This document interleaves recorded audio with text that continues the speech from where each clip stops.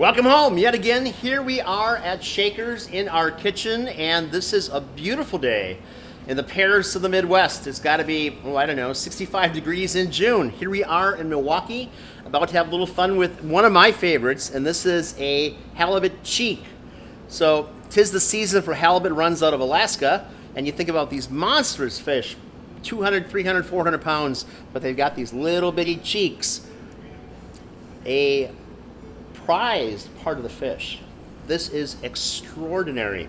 There are some aphrodisiac qualities that are alleged to go along with this. Natives are very reluctant to give this up.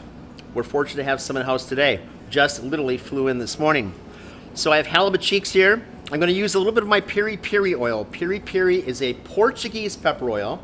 As the Portuguese really were the first to explore and circumnavigate the world, they stopped off in a variety of places. One of those is Angola, where they acquired the chili peppers. They moved then around the Cape, came up to Macau, spent a little bit of time in mainland China, came back around through the Caribbean. They literally circumnavigated the world, and they brought this marvelous oil with them everywhere. Piri,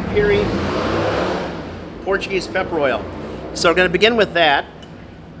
And this is my own mixture that we do sell in the retail marketplace, but it is a variety of different chilies that are marinated together with a variety of different herbs and spices. And I will post a recipe for that as well. I'm going to take a little bit of fish sauce. Now, this is something that I picked up when I was in Vancouver. Again, the Pacific Rim has all sorts of marvelous Asian influences taking place, and this is one of those. So, primarily the Piri, just a little touch of the fish sauce that's going to give it a little added flavor, round things out a little bit. I'm also going to get one of these lovely chilies right here, and I'm just going to take that down and get that into our oil. And again, this is one of the wonderful things about getting out in the world and seeing different cultures and tasting different foods. You probably do not have had the opportunity to experience things like this unless you get either to the Pacific Rim or indeed to find yourself a restaurant that is somewhat conversant with that. So before the chilies are going to break down too far, I don't want them to burn. We're just at the right point. We're going to get our halibut cheek in right now. And these are all irregularly shaped because, of course, they cut them out of the jowls of the fish. A little touch of salt and pepper on that.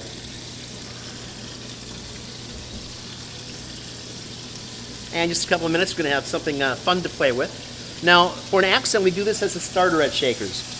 If you want to have this as an entree, we can certainly form that with the rice or perhaps a pasta or something as well. But I'd like to have this just as a starter. It's going to be the fish with some wakame, which is a seaweed salad. And I have a lovely little Thai sambal here. So the sambal is going to give it just a little more depth of flavor. It is a chili garlic sauce, indigenous to Thailand.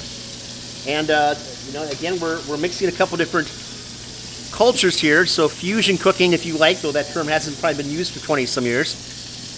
We're starting to get a little discoloration, or not discoloration, but we're cooking around the perimeter. You can see the change in the color taking place, becoming golden. So we've gone from just white and pinky flesh and getting this gold complexion around the perimeter. That's what we're looking for.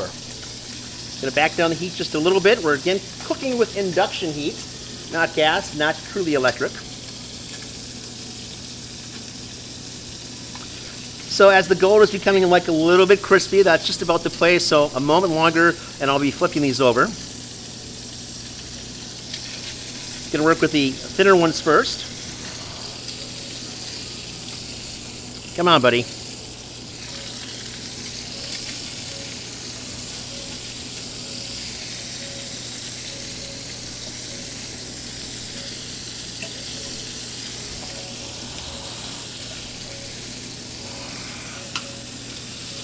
Nice little sizzle going on.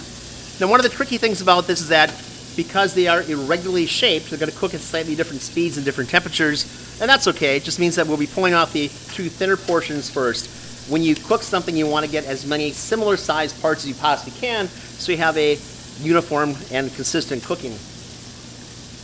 We got one of these old, beautiful Arco Rock plates. Going to take a little dollop here of the wakame. Touch on the backside.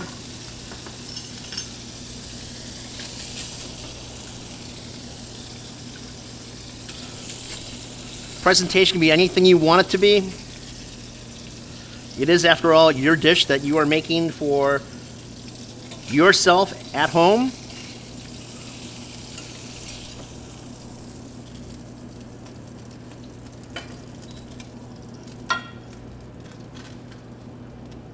Sauce the plate.